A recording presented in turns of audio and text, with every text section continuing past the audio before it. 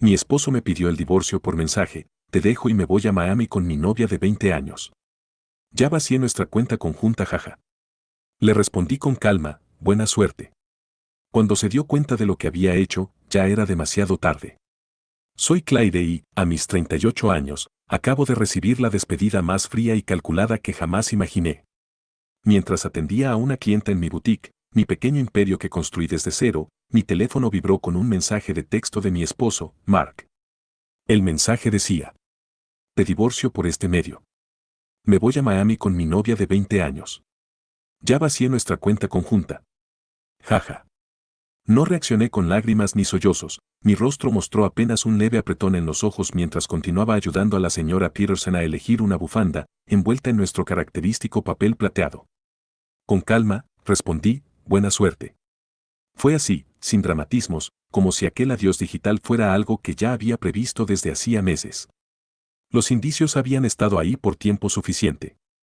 Durante los últimos meses, noté cambios sutiles en Mark, llegadas tarde a casa, depósitos bancarios que no coincidían con su sueldo, cambios repentinos de contraseña en su teléfono y, sobre todo, un renovado interés por ir al gimnasio, comprar ropa nueva y tratar de recapturar una juventud que, evidentemente, ya no tenía.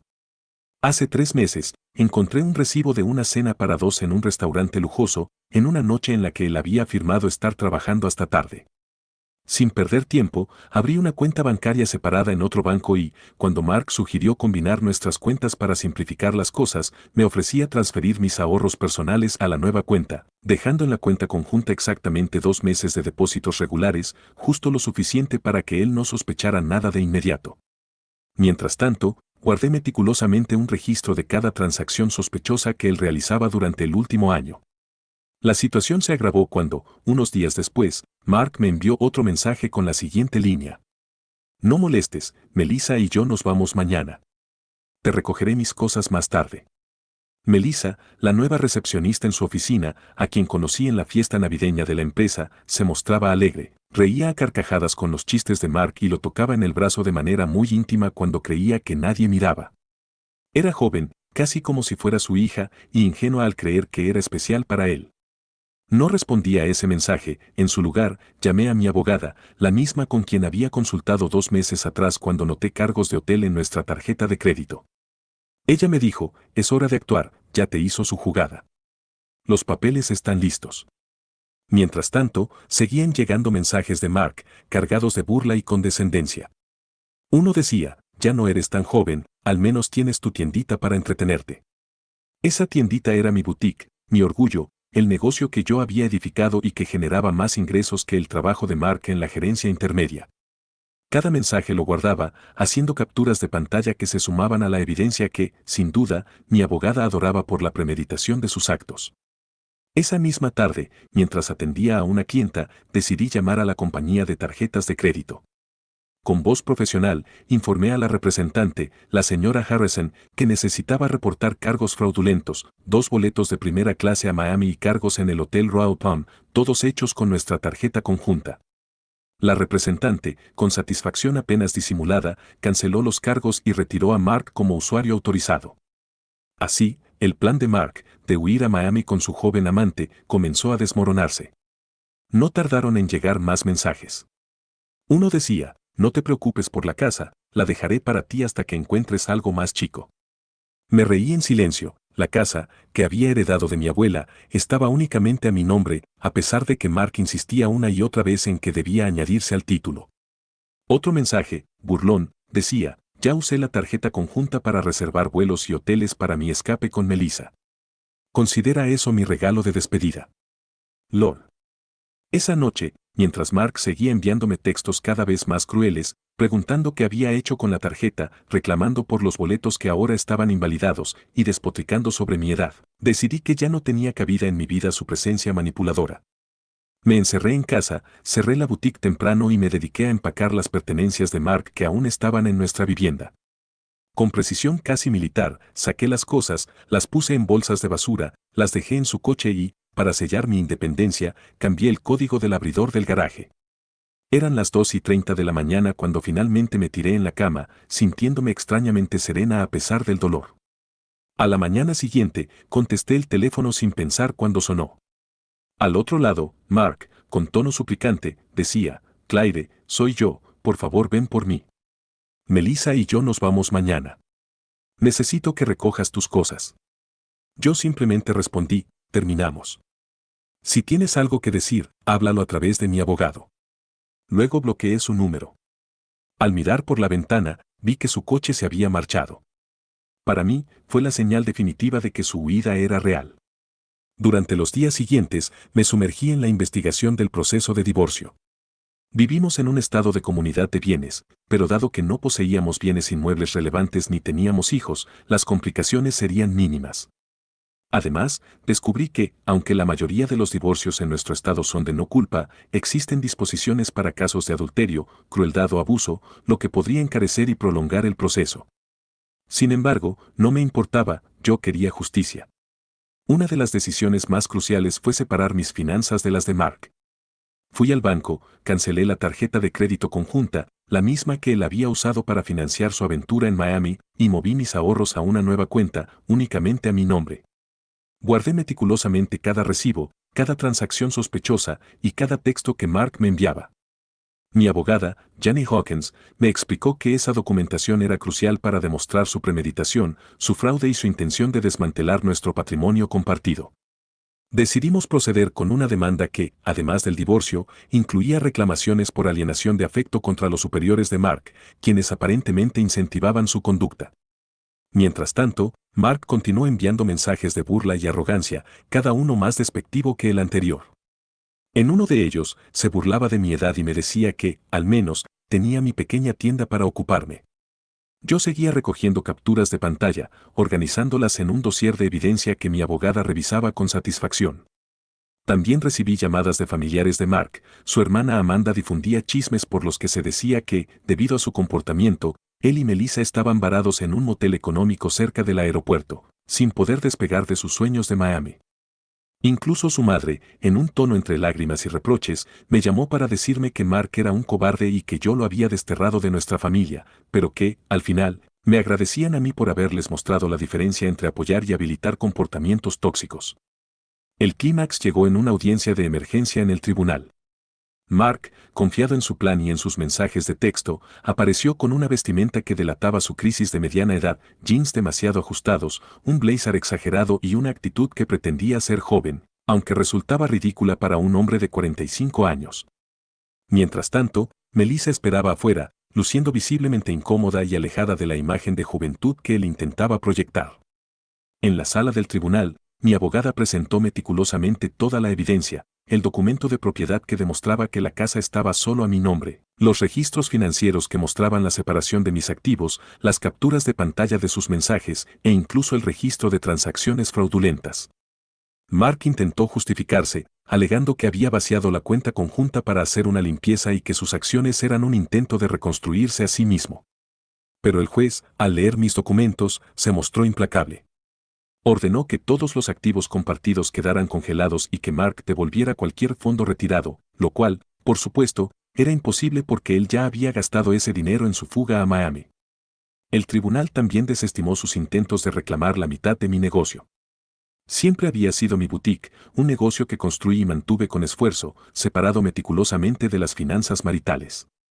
Mi abogada enfatizó que cada centavo invertido y cada recibo estaban documentados y que Mark nunca había contribuido de manera significativa al crecimiento de mi empresa. La sentencia final fue un golpe devastador para él. Mark se quedó con sus pertenencias personales, un coche que valía menos de lo que debía, y su reputación quedó completamente arruinada. Mientras salíamos del tribunal, Mark gritó en un último intento de humillación: «Diviértete con tu tiendita, vieja. Que te mantenga ocupada». Yo simplemente sonreí, recordando que aquella era la culminación de todo su desprecio y arrogancia. En los días y semanas siguientes, la vida dio un giro irónico. Mi boutique, que Mark había ridiculizado, prosperó de forma inesperada.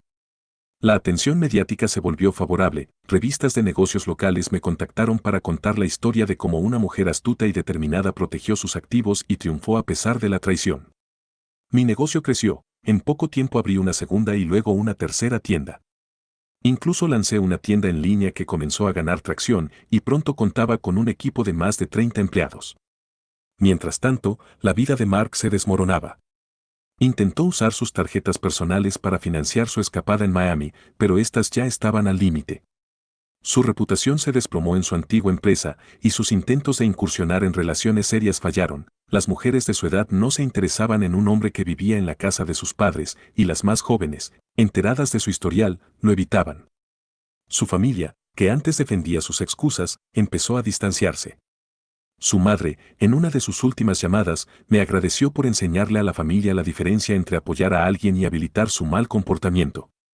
Su hermana, Amanda, admitió que Mark había sido frío y controlador y que él se había hundido en sus propias excusas. Recibí, con mi abogado, actualizaciones constantes de las gestiones legales.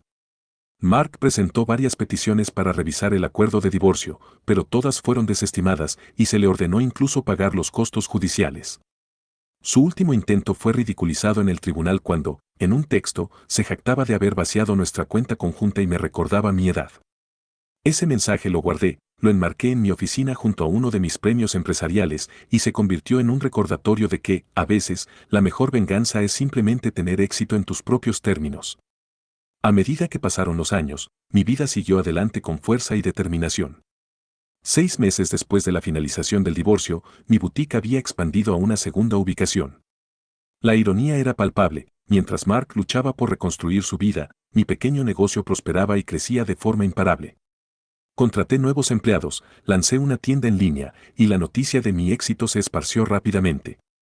Entre chismes y rumores, supe que Mark había intentado utilizar aplicaciones de citas, pero ni siquiera lograba atraer a mujeres de su edad, su imagen estaba manchada, y los escándalos en su antigua empresa, como su implicación en esquemas piramidales y relaciones inapropiadas en el trabajo, lo dejaron marginado. Incluso su familia comenzó a cambiar su tono.